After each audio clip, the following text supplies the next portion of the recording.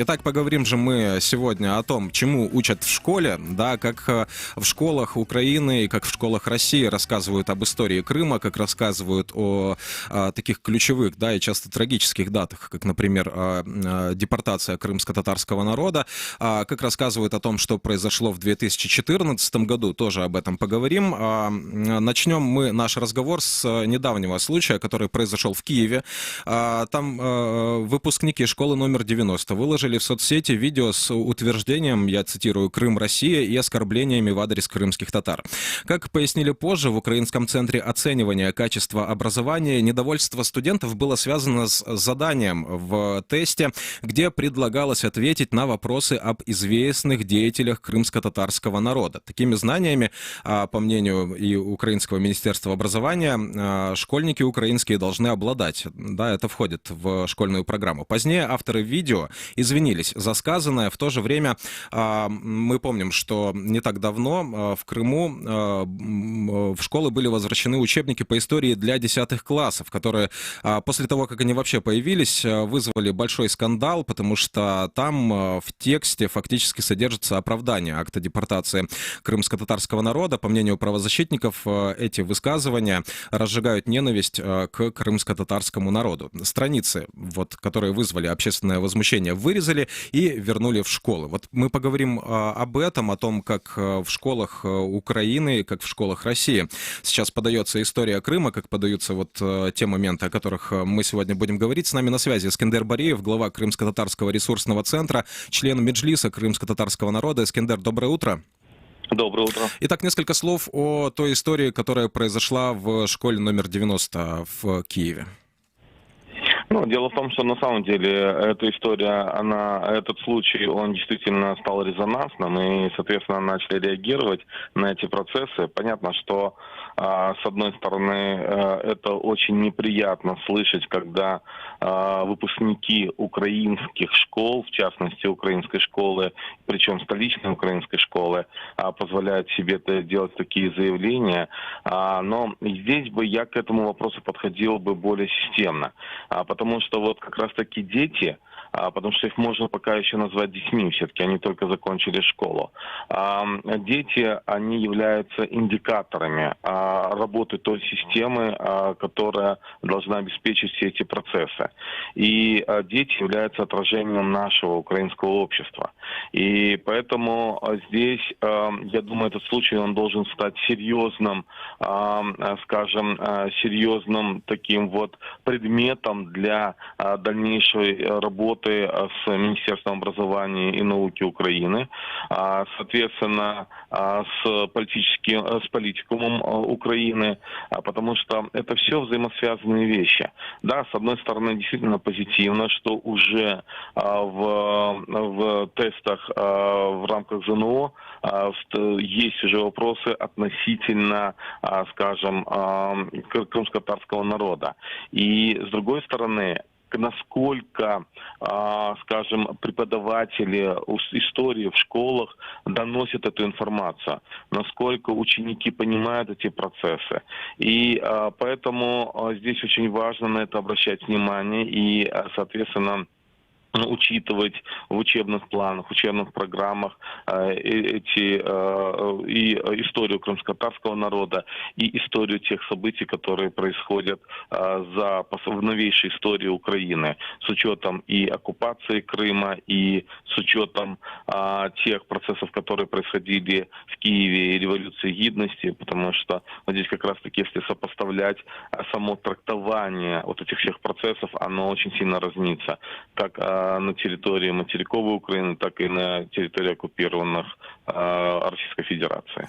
В Украинском центре оценивания качества образования назвали позицию Меджлиса в связи с этой ситуацией конструктивной.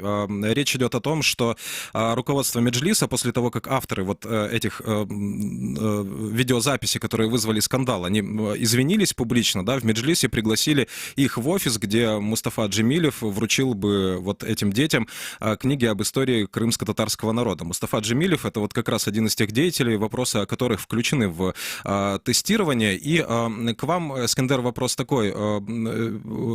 Прорабатываются ли сейчас в Меджлисе какие-то идеи, может быть, по каким-то методическим рекомендациям для образовательного процесса в украинских школах?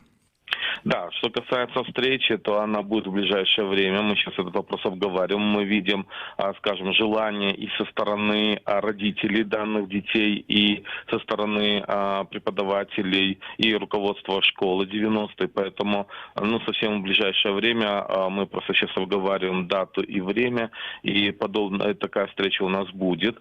И мы к этой встрече также готовимся для того, чтобы дети со своей стороны максимально могли познакомиться с крымскими татарами, познакомиться со своим современником, о котором написано немало уже книг, и не только на украинском и русском языках.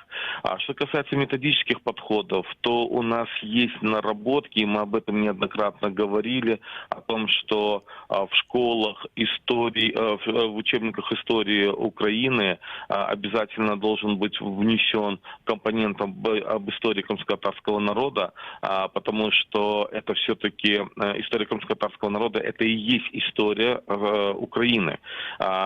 И поскольку это очень важно для формирования общественной психологии, общественного мнения, общественной позиции, потому что дети, изучая историю Крыма, историю Крымского ханства, историю взаимоотношений украинских казаков и Крымского ханства, и совместных достижений, совместных побед и результатов, это дает очень важный посыл и важный позитив в укреплении отношений между крымскими татарами и украинцами, с одной стороны, и с другой стороны укрепляет позиции в сохранении целостности Украины с учетом именно как раз-таки временно оккупированного Крыма. Благодарю вас за беседу. Напомню, что с нами на связи был Эскендер Бариев, глава Крымско-татарского ресурсного центра, член Меджлиса крымско-татарского народа. Мы продолжаем наш эфир, и далее мы поговорим, вот я вскользь уже упомянул об этом случае, который произошел в Крыму в 2019 еще году. Разгорелся скандал из-за учебника по истории полуострова. Работники сферы искусства и образования Крыма, юристы, обратились к подконтрольному Кремлю министру образования Крыма с просьбой изъять российский учебник под названием «История Крыма» для 10 классов под редакцией Сергея Юрченко, в котором указано, что в ходе Второй мировой войны, цитата, «большинство татарского населения лояльно относилось к немцам, а многие активно помогали». Конец цитаты. Таким образом, очевидно, что автор учебника пытался оправдать акт депортации крымско-татарского народа, о котором говорилось далее. После скандала эти учебники изъяли, но вскоре вернули, правда, не полностью. Да? Их вернули без 6 страниц. Но вот учебник вернули, да, но видно, что в нем вырезано 6 страниц, как раз-таки вот тех, вокруг которых возник скандал. И далее мы поговорим об этом с крымским историком Владимиром Поляковым. Он с нами на связи. Владимир Евгеньевич, доброе утро. Несколько слов относительно того, как в Крыму мог появиться такой учебник. Ведь много действительно уже фактов опубликовано и об участии крымских татар в партизанском движении, и о том, как крымские татары воевали в рядах советской армии, да, и много было развенчано мифов о сотрудничестве тех или иных народов Крыма, да, поголовном с оккупантами в годы Второй мировой войны. Но почему же сейчас мы снова и снова встречаем такие истории, да, когда вот уже в учебнике было вписано, да, то, о чем я говорил? Можно говорить? Да. Во-первых, я не успел послушать чуть-чуть, что говорил Бариев Эскендер, хорошо помню, тогда молодого человека. Все не так просто. Дело в том, что Крым на протяжении веков был и для Украины, и для России сопредельным враждебным государством. И отношение было веками закладывалось как враждебное. Потом ситуация изменилась. Крым стал частью Российской империи, частью Советского Союза, но инерция была очень сильная. Вот мне доводилось 15 лет поработать директором школы. Я помню, в каждый раз в один и то же время были скандалы с родителями. В чем дело? Оказывается, дети учили стихотворения на украинском языке, где красной нитью проходят поганые татары. И возмущенные родители приходили, возмущались. В конце концов, я тихо запретил учителям это стихотворение учить, и конфликт исчерпан. Но это только в моей школе запретили. А учили этих поганых татар по всей Украине. И вот этот инерционный след, он продолжается. В Украине он сводится к произведениям 16 века, там, 18-го. В России на Великую Отечественную войну. Причем инерция настолько велика, что когда сейчас говорят, ну, простите, но это заведомая фейк, это цифра 20 тысяч ничем не доказана. Ответ у того же Юрченко, ну, все знают. Вот это вот все знают. То есть это исторический источник такой, все знают. Да, все знают. Вы представляете? И вот я потом принимал участие в этой комиссии до самого последнего этапа, когда сидели, что делать. И пришли к выводу, что давайте эти чертовы страницы уберем. Как компромисс был. Потому что одна сторона уничтожить весь учебник, но там были довольно приличные главы, и потом одни оказались заложниками других. Потому что в написании главы привлекли человека, который, в общем-то, специалист по Ялтинской конференции. А он, честно сказал, я взял, переписал Романько, переписал других, и все. Изначально была сделана ставка не на Крымский инженерно-технический университет, где уже есть специалисты по этой теме, а по-прежнему вот форпостом является университет Вернадского, где продолжают ехать по старой колее. Конечно, многое непонятно, потому что в целом политика государств меняется, но инновационные силы очень большие. Я слежу за тем, что произошло с этим СИГЕ. Мне кажется, что немного поспешили. Это скорее надо было делать на уровне соцопроса, потому что если бы мы провели такое же и в Крыму, я на примере даже своего университета скажу, многие ребята не знают, кто такой Челебиджи-хан. Многие не знают, кто такой Гаспринский. Это поразительно. Что говорить о бедных украинцах, для которых это вообще открытие Америки? Это нужен 10 лет постоянной информационной работы, чтобы они спокойно воспринимали историю Крыма, потому что сами крымские татары еще не все знают. Вот еще такой вопрос я хотел бы задать. После того, как какие-то мифы исторические, да, или спорные исторические какие-то факты, или недостаточно доказанные, появляются в учебниках, и очевидно, что они потом закрепляются, например, да, вот если скандала какого-то не возникает. В учебнике вообще нельзя такие вещи ставить. Представьте себе ЕГЭ. Вы пришли на ЕГЭ, а там пишут вам, сколько предателей крымских татар было в войне? 20 тысяч, 30, 40, 50. Подразумевается правильный ответ 20. Что, встать и уйти? Это вообще такие вещи нельзя вставлять. А когда вставили в Крым, что в учебник крымский, что крымские татары массово, это же подразумевается следующий этап. Он должен об этом говорить на экзамене. Поэтому здесь надо очень обережно не навредить.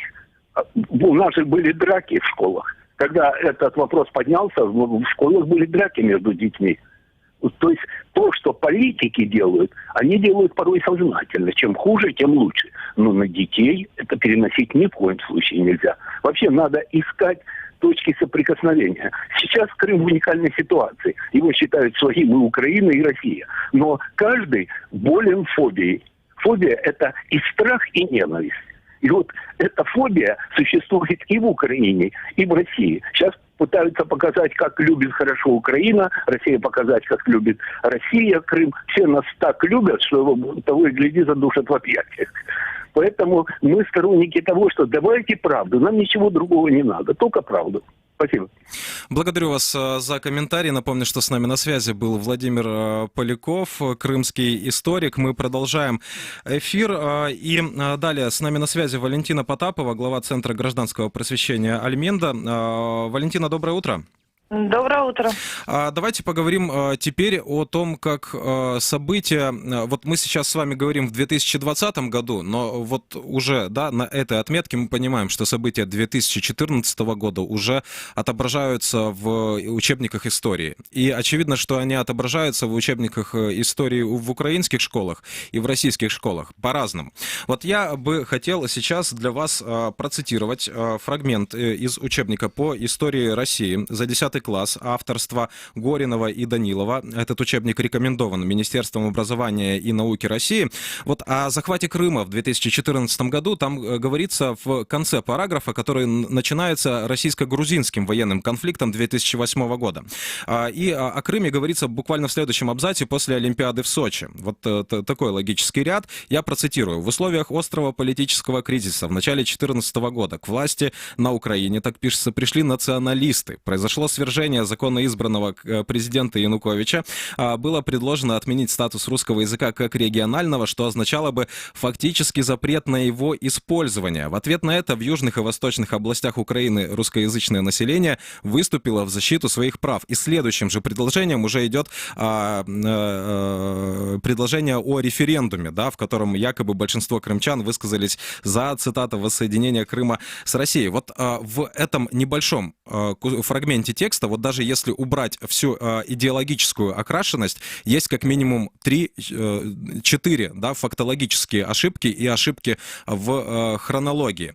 По вашему мнению, насколько вот этот текст, который я процитировал из российского учебника по истории, отличается от того, что пишут в учебниках по истории Украины, и насколько серьезной проблемой является наличие фактических ошибок в учебниках истории?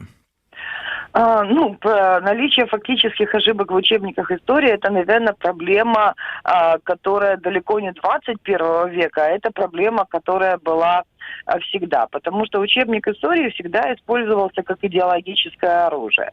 И сейчас учебник истории в Крыму России используется как оружие по уничтожению украинской идентичности.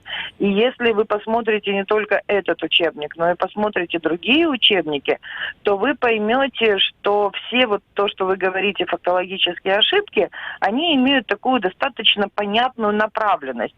Нужно достаточно четко объяснить детям в Крыму о том, что Крым всегда принадлежал России, и о том, что Украины как такового государства, которое может быть государством, не должно существовать. Вот если анализировать не только этот учебник, который вы упомянули, а в этом учебнике, вы знаете, и там очень хороший не только сам текст, там замечательные задания, которые к этому тексту. Ну, например, почему страны Запада не поддержали Россию в ее действиях по принуждению Грузии к миру. Ну, вообще принуждение к миру – это очень интересная, постановка предложения, но бывает.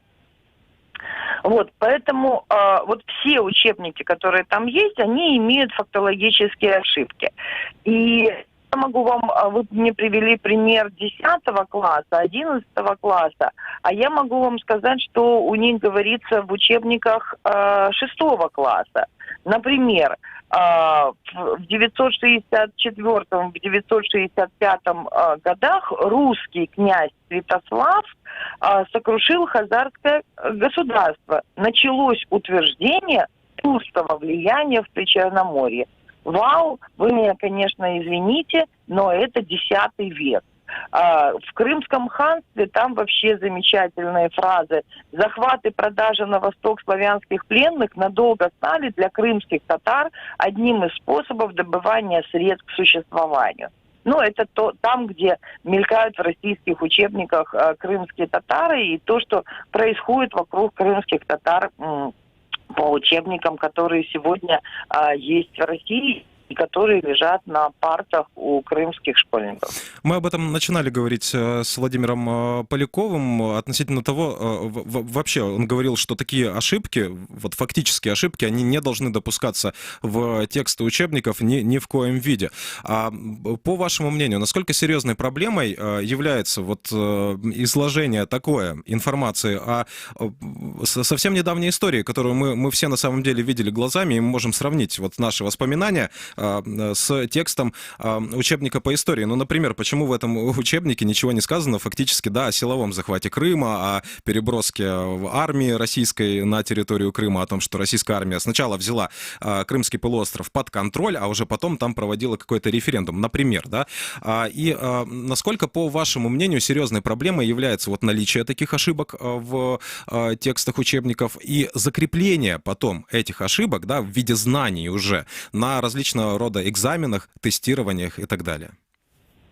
Ну, я уже вам сказала, что это, проблема, которая далеко там не 10 лет, это проблема, которой сотни лет, и Советский Союз очень хорошо показал, как эта проблема. Но это формирование людей, которые зомбированы на определенную модель поведения. Ну вот люди, которые считают, что Крым бросился в объятия Российской Федерации, потому что очень долго ждал этого счастья, то люди так и будут думать, что их спасли. Ну и изменение вот этого сознания приведет к тому, что вырастет целое поколение людей, которые будут считать себя спасенными. Я сама из Советского Союза, и я очень хорошо понимаю, о чем идет речь. Потому что на протяжении 10 лет в школе мне достаточно долго внушали в том, что Советский Союз – великое государство. Я, которая жила в Ялте, я не могла понять, почему великое государство не может произвести жвачку. Я тогда ребенком была. Понимаете, то есть некие вещи у меня вступали в диссонанс. Но, тем не менее, я верила, что Советский Союз – великое государство, и у нас первый космонавт. Точно так же дети, которые сейчас живут в Крыму, они будут считать, что была исправлена историческая ошибка. Потому что во всех остальных учебниках события 2014 года подаются как исправление исторической ошибки. Я уже не говорю про подарок Хрущева. Честно, мне уже словосочетание «подарок Хрущева», оно меня убивает, и мне уже даже его слышать не хочется. Потому что это не просто фактологическая ошибка, это полный бред. Побудьте еще с нами на связи, пожалуйста. У нас есть звонок от слушателя. Доброе утро, вы в эфире, говорите. Спасибо, что дождались, долго вы ждете. Говорите, пожалуйста. Доброе утро, уважаемый Сергей Матрушин и все слушатели радио «Кремлянин» на 648 кГц, это Александр из соседней России. Я, конечно, не про те ошибки, которые наши негодяи, буду спрашивать, не про те, которые наши негодяи делают, потому что они не ошибки пишут, а они специально, как ваша гостья правильно сказала, специально уничтожают все украинское в Крыму. Но меня вот что волнует, меня как наблюдателя. Во-первых, то, что происходит с украинским языком, что будет, по-моему, 16 числа происходить, насколько уважаемого человека это волнует. И второе, что меня тоже не менее волнует, вот скажите, пожалуйста, вы пронаблюдали, вот как преподавали в школах в украинских при Порошенко ту или иную историю, и как стали вот за этот год, когда появился Зеленский, преподавать историю. Вот. А почему я, кстати, про язык спрашиваю? Я просто сочувствую россияне на Украине, и я понимаю, что язык, как язык, это то, что скрепляет там, вот. Поэтому вот мне интересно, и это мнение тоже. А вам, Сергей Матрушин и радио «Кремлянин», как всегда, удачи. Спасибо вам за ваш звонок, спасибо за вопросы. Передаю нашему собеседнику Валентине Потаповой. Начну со второго вопроса, как преподавали при Порошенко, как преподают при Зеленском. Еще раз вам говорю, что история – это идеологический предмет, в котором очень трудно избежать такой, знаете, политической целесообразности. Что касается истории Украины, которая преподавалась при Януковиче, Порошенко и Зеленском, то каких-то серьезных изменений я, как учитель истории в прошлом, которая 20 лет преподавала историю, я не замечаю. Конечно, очень есть большая разница между преподаванием истории в первые годы существования независимого государства государства Украина, и тогда, когда уже были утверждены некие государственные стандарты. Кроме того, в преподавании истории у нас достаточно серьезно сейчас подходят к тому, чтобы было развитие критического мышления. Хотя одиозных фраз, я думаю, что и в учебниках истории Украины тоже можно найти. Что касается украинского языка, ну, для меня не очень сильно понятен вопрос. Для меня однозначно понятно, что украинский язык должен быть, и он должен быть государственным, он должен быть на уровне бытовом. И это то, что реально даст Украине независимость, и это то, что реально даст следующим поколениям Украины вот этот отрыв от Советского Союза. Потому что Россия, которая сейчас узурпировала себе такую роль быть правопреемницей Советского Союза, это, наверное, то, что мы должны разорвать, и вот это мороженое по 20 копеек должно остаться в прошлом.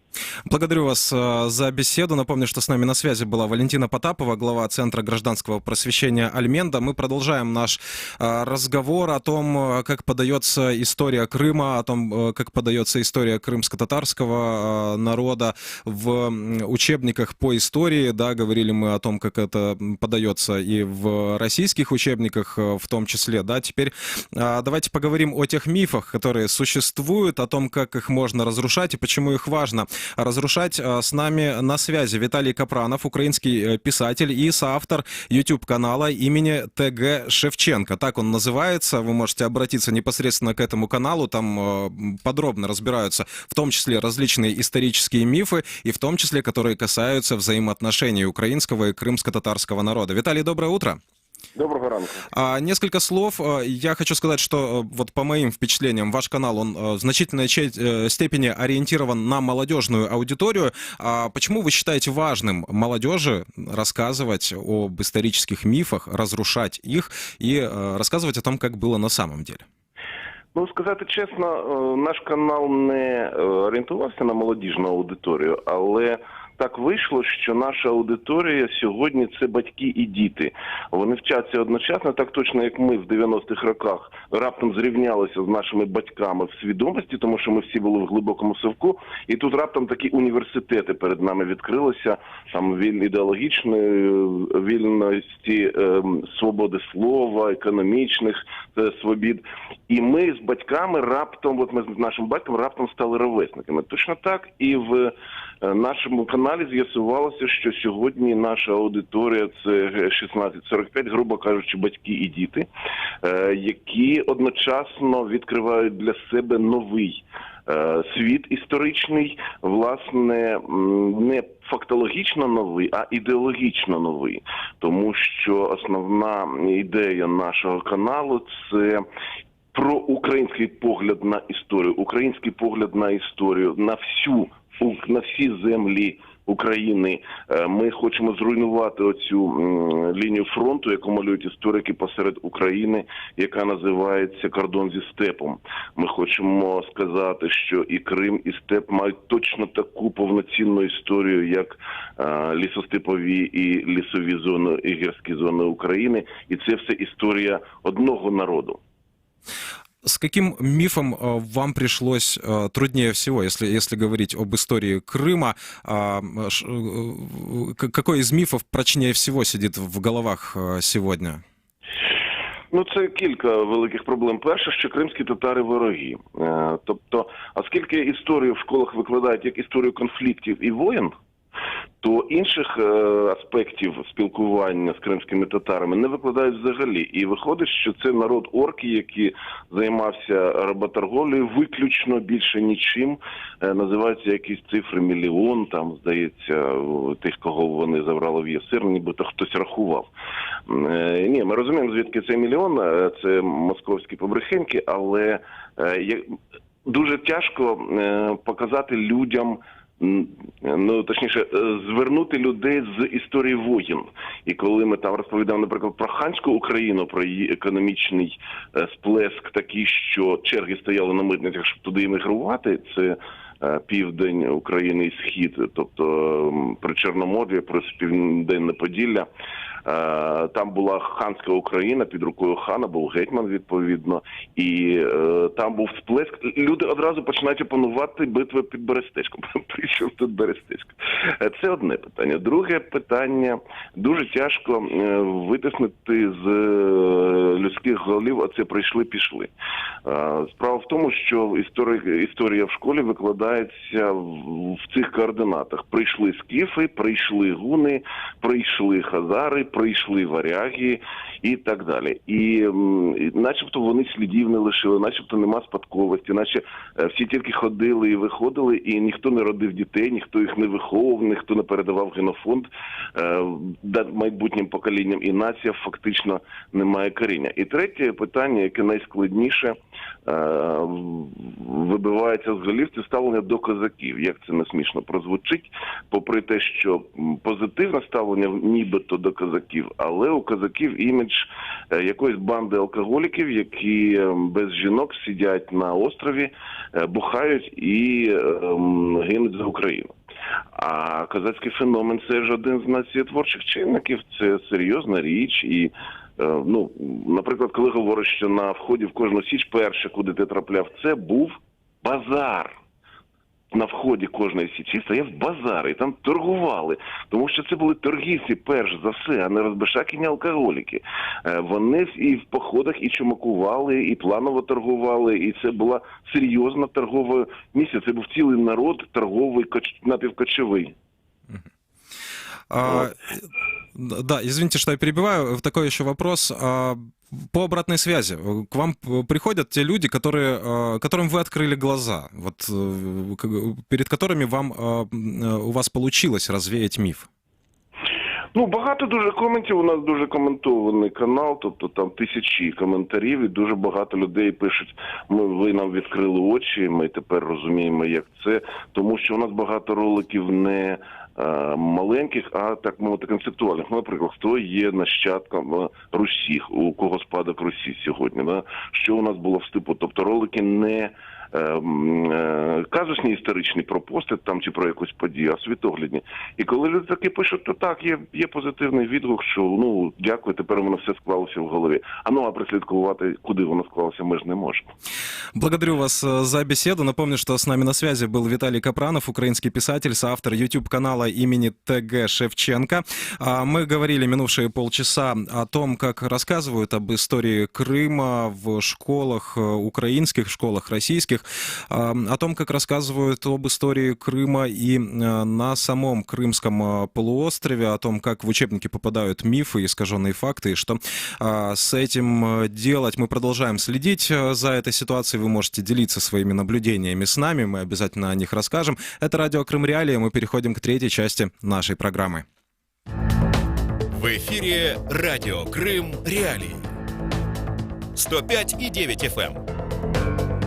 Слушай новости, ток-шоу, авторские проекты. Ведущие радио Крым Реалии информируют крымчан о самых важных событиях на полуострове и в мире. Радио Крым Реалии. Крымчане имеют право знать.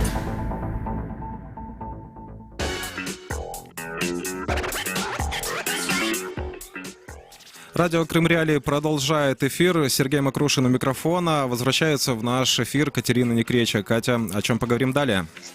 Привет, Сергей. Вернуться в эфир после такого интересного обсуждения, конечно, тоже забавно. Я призываю еще раз всех наших слушателей и зрителей: звоните, высказывайтесь 8 800 10 06 926, потому что среди комментариев много дискуссий, но в эфире почему-то вы не такие смелые. Вот честно, не хватило времени просто даже прочитать комментарии, чтобы что-то выбрать и зачитать в ходе эфира. Ну вот один слушатель к нам дозвонился и смог задать вопросы, поэтому, да, будьте как Александр, звоните. И тогда ваши вопросы обязательно услышат и обязательно на них будет дан ответ.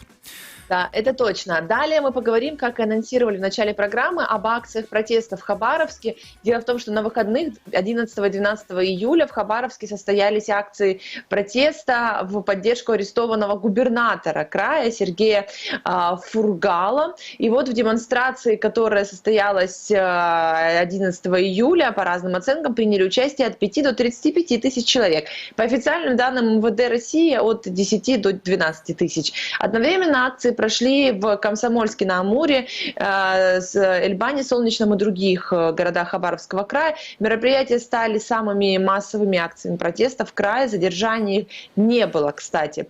Участники пришли на демонстрацию с плакатами «Я, мы, Сергей Фургал», «Свободу Фургалу», и он не давал воровать единороссам. Проезжающие по улице Карла Маркса и Муравьева-Амурского авто сигналили в поддержку демонстрантов. Люди скандировали «Свободу! Москва, уходи!». Вот послушаем фрагмент, как это было.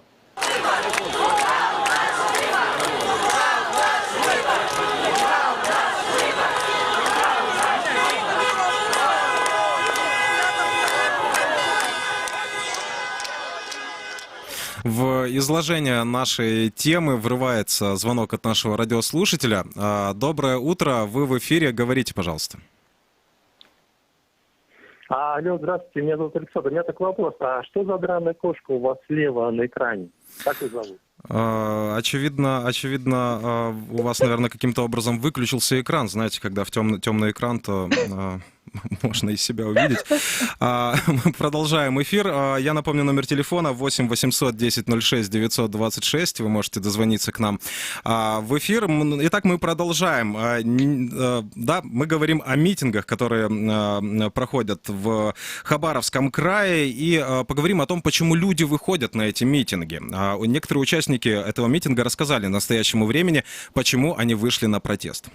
Мы пришли поддержать его позицию, которую он проявлял в Хабаровском крае. То, что сейчас происходит в России, это полный беспредел. Мы пришли к тоталитарному обществу. Я поддерживаю губернатора, что он для нас все сделал. И домах для сироты нам дали. Я шагатай, как инвалид иду. Вот. И дороги сделал. Все для нас здесь сделал. Надоело, сколько можно уже терпеть. Мы выбрали, а Путин сейчас садит любого противника своей власти. Собственно, во время акции к участникам вышли заместитель Сергея Фургала и его пресс-секретарь. Демонстранты подписали петицию в поддержку губернатора. В воскресенье 12 июля митингующие вновь собрались на центральной площади Ленина, а затем двинулись шествием по одной из проезжих частей улицы имени Муравьева-Амурского. В акции приняли участие, по разным данным, от 1 до 3 тысяч человек. Вот послушаем фрагмент видеотрансляции из этой акции. Фургала! Фургала! Фургала! Фургала! Фургала! Мы едины, мы победимы, пока мы едины, мы победимы, пока мы едины, мы победимы. Полиция города усилила меры безопасности. Правительство региона обратилось к жителям края с просьбой не участвовать в стихийных акциях. Однако люди не разошлись даже с наступлением ночи. Позже полиция задержала нескольких участников несанкционированной акции в поддержку Фургала. В МВД России утверждают, что один из них был нетрезв. Штаб оппозиционного политика Алексея Навального в Хабаровске написал, что протесты 2 дня подряд – это исключительный случай для этого города. Теперь поговорим о том, почему арестовали Фургала. 10 июля Басманный суд Москвы арестовал до 9 сентября губернатора Хабаровского края Сергея Фургала. Чиновник подозревается в организации 2 убийств и покушении на убийство в середине 2000-х годов. Да, вот такой срок давности. Как утверждает представитель Следственного комитета России Светлана Петренко, цитата, «Уголовное дело стало результатом длительной и кропотливой работы по раскрытию преступлений в Хабаровском крае». В рамках работы по раскрытию преступлений прошлых лет по поручению председателя Следственного комитета России уголовные дела о покушении на убийство и убийствах предпринимателей в 2004 и 2005 годах на Дальнем Востоке в апреле 2019 года были изъяты из территориальных следственных органов и переданы в производство следователя Главного управления по расследованию особо важных дел Следственного комитета, специализирующегося на расследовании такой категории дел. В ходе предварительного следствия были установлены исполнители ряда преступлений преступлений и один из организаторов. Благодаря правильной следственной тактике соучастники дали показания на Сергея Фургала как организатора всех этих преступлений. В том числе имеются показания свидетелей и потерпевших. Полученные сведения были проверены в рамках проводимых следственных действий, в результате которых были собраны достаточные доказательства для задержания губернатора Хабаровского края. Дело в том, что Фургал, один из нескольких руководителей российских регионов, не единороссов. Он представляет ЛДПР. В 2018 году он выиграл голосование в регионе, победив действующего губернатора, тогда Вячеслава Шпорта. И вот в первом туре он опередил его на 675 голосов, во втором больше, чем на 40%. До победы на выборах чиновник был депутатом Госдумы, а до того занимался бизнесом. Сергей Фургал свою вину отрицает. Его защита намерена обжаловать арест. Жена одного из предполагаемых свидетелей по его делу жаловалась, что на него оказывается давление со стороны следствия. Многие жители Хабаровска считают, что дело политическим и не верят в виновность Фургала. Вот что сказали местные жители в комментарии корреспонденту «Настоящего времени». Стал неугоден власти. У меня очень много сомнений насчет того, что действительно он виновен. Полнейший шок. Я этого человека уважал, за него голосовал, считал порядочным человеком, просто в шоке. Я даже вот не знаю, что случилось. Ну, я думаю, может быть, даже подстроено, не знаю. Я за него голосовал. На мой взгляд, это все дело политическое. Вот. Кожемяка, допустим, да, сосед наш. На Камчатке, в Корябском округе проправил, в Амурской области проправил, на Сахалине проправил. Нигде им не довольны, однако сидит, здравствует, нормально все у него. Лидер ЛДПР Владимир Жириновский также предположил, что задержание Фургала имеет политическую подоплеку и связано с его действиями на посту губернатора. По словам Жириновского, фракция ЛДПР в Госдуме может сложить полномочия в знак протеста. Активист штаба Алексея Навального в Хабаровске Алексей Варсин связывает задержание Фургала с протестными настроениями в крае. По официальным данным, поправки в Конституцию России в Хабаровском крае поддержали 62% проголосовавших. Явка в нашем крае составила менее 50%, что Кремлем, я так подозреваю, было воспринято как жуткий провал. Ну и, конечно, на фоне предыдущих событий, провал Единой России, в общем-то, победа оппозиции, оппозиционный регион, и в Фургал уже поступали определенного рода угрозы от полпреда, связанные с тем, что рейтинг его якобы выше, чем у президента, и, в общем-то, были прямые намеки, прямые слова, и это все сливалось в сеть, и, в общем-то, были уже предупреждения. Русская служба «Радио Свобода» обратила внимание на то, что итоговые программы российских федеральных каналов проигнорировали массовые протесты против ареста губернатора Хабаровского края Сергея Фургала. О том, как будет реагировать на эти протесты Кремль, рассуждает, например, глава фонда «Петербургская политика» Михаил Виноградов. Есть попытка показать, что у всего этого были организаторы, и они, возможно, несут ответственность, хотя мы видим, что акции носили вполне мирный характер. Мне сложно себе представить, что есть настроены какие-то жесткие разгоны на силовые акции по пресечению любых общественных волнений.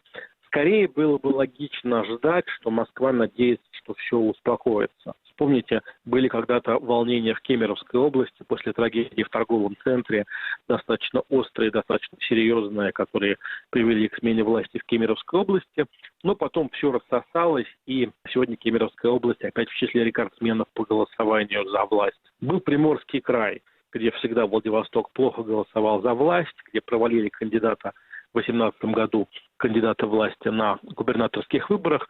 Но сегодня удалось ситуацию как-то взять под управление, и выплеска негатива почти не происходит. Поэтому интрига в том, ведет ли выплеск серьезной общественной энергии к нагнетанию ситуации, к появлению протестующих некой собственной стратегии, либо же за этим выплеском не следует дальнейших действий, наоборот, наступает некоторое успокоение, ощущение высказанности, выговоренности, некого предъявления собственного морального выбора, за которым не следует какой-то политической тактики. Я не удивлюсь, если в Москве рассчитывают, что ситуация сама собой как-то урегулируется, потому что следующего шага у протестующих нет. Но, конечно, сама стрессовая ситуация очевидна, и желание показать элитам разных регионов, что не стоит использовать массовые акции для подрыва доверия к тем или иным федеральным решениям, как то арест Фургала, такое желание, я думаю, присутствует и просматривается.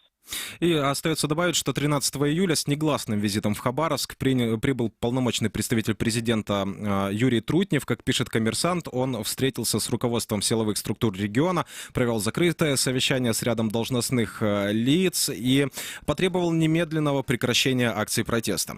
Мы будем далее следить за развитием и этой ситуации. Конечно же, мы будем внимательно следить за тем, что происходит в Крыму. Это радио «Крым Реалии». Провели этот эфир для вас Катерина Некречия, Сергей Макрушин. Оставайтесь вместе с радио «Крым Реалии», не пропустите прямой эфир в 18:00. Читайте сайт «Крым Реалии», там публикуются свежие достоверные новости о том, что происходит в Крыму. Пока!